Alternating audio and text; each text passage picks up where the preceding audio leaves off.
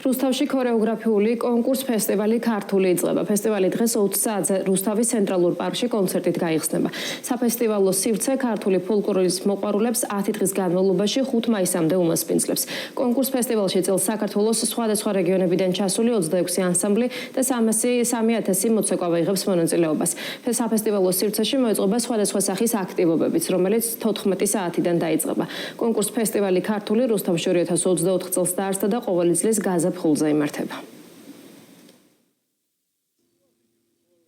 რუსთავის ფესტივალი ქართული წელს 3000-მდე ახალგაზრდას უმასპინძლებს. ეს ფესტივალი დავიწყეთ იმისთვის, რომ ხელი შეუწყოთ ჩვენს ტრადიციულ ქორეოგრაფიულ ანსამბლებს, რომ განვითარდნენ კიდევ უფრო მეტ ახალგაზრდას გადასცენ სიყვარული ჩვენი ტრადიციების.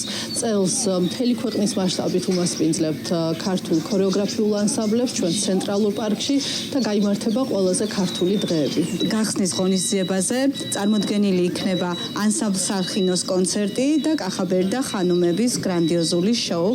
10 დღის განმავლობაში გაგრძელდება კონკურს ფესტივალი რუსთავის ცენტრალურ პარკში სპეციალურად მოწყობილ საფესტივალო სივრცეში.